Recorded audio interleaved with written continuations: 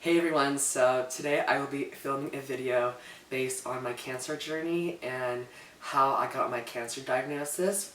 So around last August, around last fall, I had neck pain and it would come and go. So it started around August, but then it would be gone in November and it would come back in December. So in January, actually, in August, I actually met up with my pediatrician and he told me that he thought I had a blood clot on my neck, on the side of my neck. And he didn't know the reason why, to explain how and why I had so much pain and aches on my neck. And so he just told me to take pain relief pills and to hope that would stop. But then I actually met up with my pediatrician again in January, and at that point it got a lot bigger, and I will insert a picture on the screen, and it happened on the right side of my neck, and it got really big and there was a lump. So if you looked at my face directly, you could see it was definitely uneven on both sides. One side was just bigger than the other, and it was very noticeable. And I'm sorry if I'm looking down, I have notes on here on my iPad. And the lump just started to form and it got bigger day by day. And then my pediatrician, I actually saw two of them, they referred me over to a specialist in the ear, nose, and throat region. And she basically ordered a series of scans. So I had an MRI, a PET scan, a CT scan, x-rays of my neck. Also, I got an ultrasound on my neck because they wanted to see whether that lump is mass or liquid. And I had those pictures taken not only in the neck region, but in my brain and on my chest to see whether the cancer has spread anywhere else. Towards the end of February, the specialist, she diagnosed me with nasopharyngeal carcinoma, and nasopharyngeal is located in the upper part of the throat in the nasopharynx, so it's up here, right behind the nose. And it's rare to find it in children. It's 1 in 100 children who have cancer will have nasopharyngeal carcinoma. And it was odd because they say that it's also more common in adults than children. And it comes from fish. And I actually don't eat fish a lot or at all. So there was a lot of odd things and it just happened.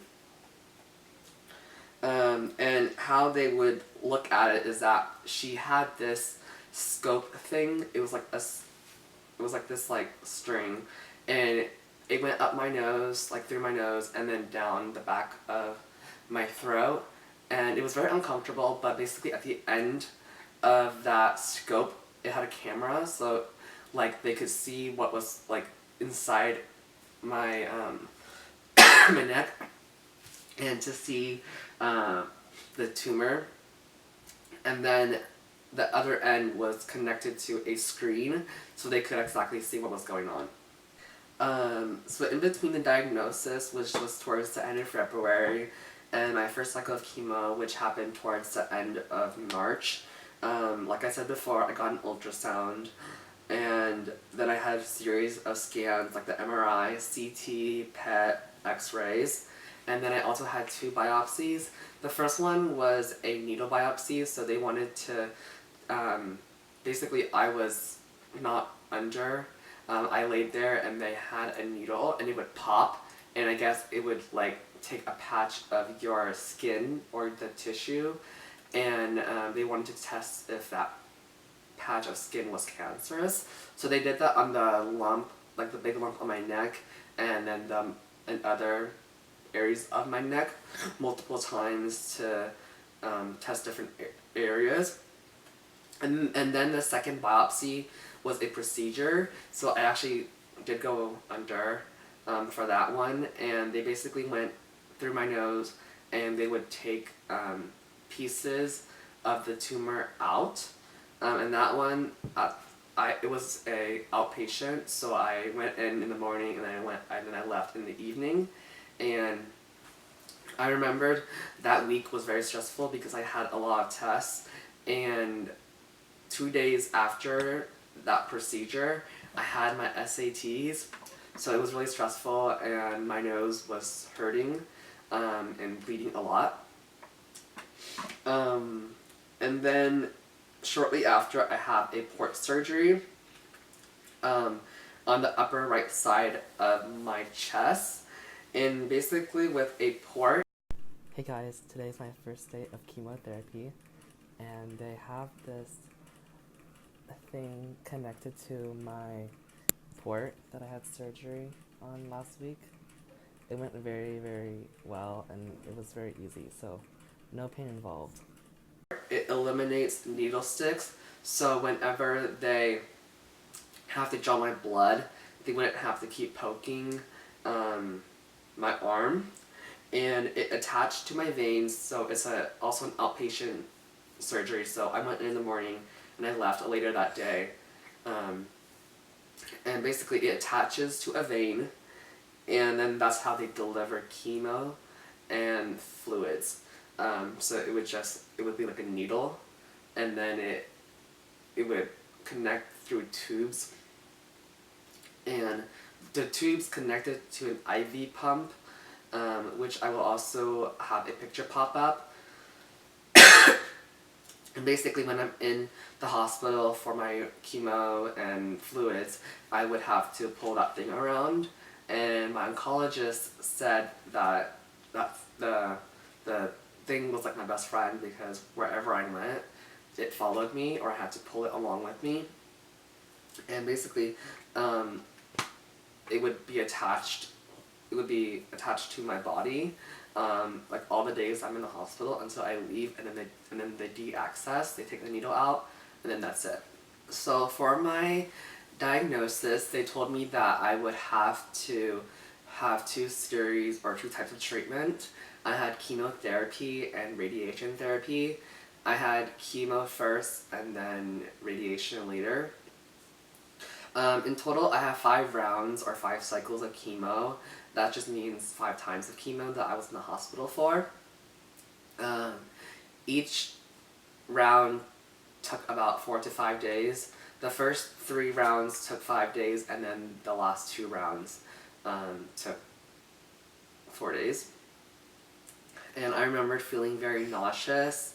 I would vomit a lot, and I would need these green bags with me all the time, like one on both sides, because it's just a sense that if I ever needed to puke, I had it with me, and I still carry one with me wherever I go now, because when the chemo goes in, it made me gag a lot, and your nose becomes very sensitive. At least my nose got very sensitive.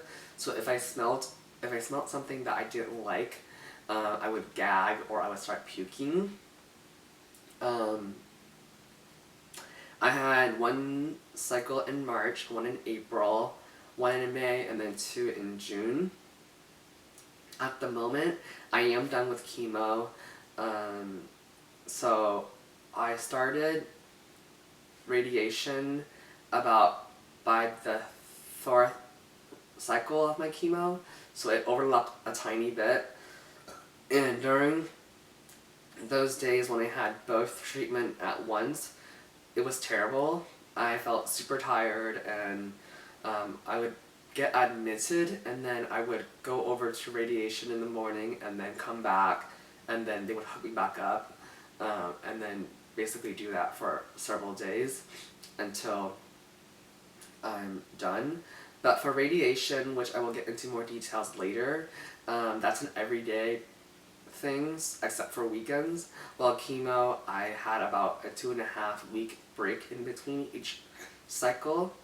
My oncologist told me that radiation for me would take 35 days non-stop except the weekends. So I had Saturdays and Sundays to rest, but I would have radiation Monday through Friday, and I would just be laying on the bed for about 15 minutes every day, and I'll also have a picture on the screen. They made me this mask for my head so that like my head was kept still during the whole entire treatment process, and every day they would buckle it down, and basically it went from my skull all the way down to my clavicle or around my shoulder, and then it ended. And the reason that I have burns and my neck is really red, and it's starting to kind of peel and it's really dry, is because of the radiation beams. They're hitting from my skull all the way down to my clavicle, so it's all in this region of my face and neck, and mainly it's targeting the lymph nodes, because my cancer has only spread to my lymph nodes but nowhere else. So it started in the nasal pharynx, which is behind the nose, and then it spread down to my lymph nodes. And there's high doses and low doses. So the high dose would be where the tumors are, like where in the nasal pharynx, and then the big lumps on my neck. And I have to force myself to eat and drink because radiation causes my mouth to get super dry, and then I have very thick saliva, so I have to actually force myself to sometimes swallow as well, because it's just harder because your mouth is a lot drier. And like for normal people, you would just swallow, you would just eat, and you would go down. But with radiation happening, it's very difficult. And especially radiation also causes people, well, at least in the, if you receive head and neck cancer treatment, it's expected that you will lose your taste buds. So everything to me tastes very bland, and it has to be like super sweet or super sour or salty, but even then it's not good. And so I have to force myself to eat to maintain my weight and also get the nutrition, and also force myself to drink because dehydration can cause a lot of issues and problems, and you may have to get admitted due to dehydration. So I have to drink lots of water, and also eat a lot of food that has protein. So I'm also drinking a lot of protein shakes and ice cream shakes and anything that has like protein in it. It also causes throat irritation, so they do give me medicine and other ways to help relieve the irritation, but it is expected, and it does get worse. It gets harder, and it gets irritated day by day, but it is expected to get better once I end treatment.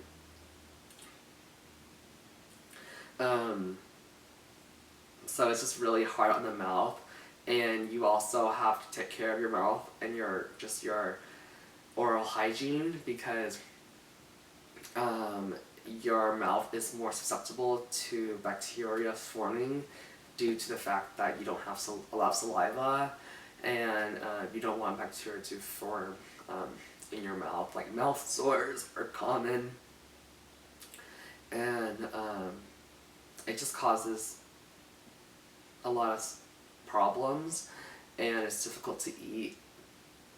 I stopped going to school probably in mid-March because towards the end of February to towards the end of March, I had a lot of stuff going on, and even then a lot of people didn't know about it. And I actually went to my counselor to tell him, to basically tell the teachers, and I'm very grateful that all my teachers were very understanding of the situation, and I stopped going to school, so they had to get me a tutor because I still wanted to get caught up in school, especially because it was my junior year. And I know that health is always number one and then school, but I was definitely very stressed just because it was like, I was like halfway through about second semester and all of a sudden this hits and it's like a detour. And so a lot of things were put on pause, but I was still getting education, like I was still getting tutored, and I'm still getting tutored over the summer, just because I want to finish the courses and then I can start senior year. Now I go into the hospital just for fluids if I need it, and for clinical appointments, so they would basically draw my blood every week, at least once or twice a week, and they would check my chemistry, and that's just to test if my kidneys and liver are working properly, and to check that my blood counts, like my red blood cells, my white blood cells, and all these other cells that are in your body that help fight bacteria, and they have it all on a chart, and they track my progress, and they would also check my weight. So I did gain weight once I was diagnosed, and I'm very thankful because with radiation I did lose weight, and I don't want to lose too much weight because that can also cause a lot of issues. So with me gaining weight, it gives me some wiggle room, and so I wouldn't drop significantly. And by today that I'm filming this video, I have 9 more days, 9 more days of radiation. So I'm about 2/3 of my way done, which makes me very proud just because I'm just trying to power through these next several days, but also the weeks afterwards, because that's the recovery process. And I'm just very thankful that I get about a month and a half or so to recover before school starts. I've spent basically 2/3 of my summer in the hospital or just at home, because radiation takes every day, and it started in June, and I get done towards the end of July. I tried to make a video that just recapped what happened in the last several months since March. Hopefully I will keep you guys updated. I know I haven't filmed a video since February, and hopefully I'll be filming more videos for the rest of the summer. And feel free to follow me over at Tran with 2 N's on Instagram.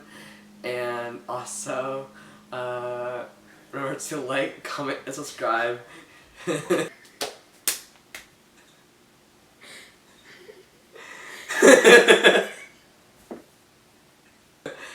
Shout out to my little sister for helping me film this video. Thank you.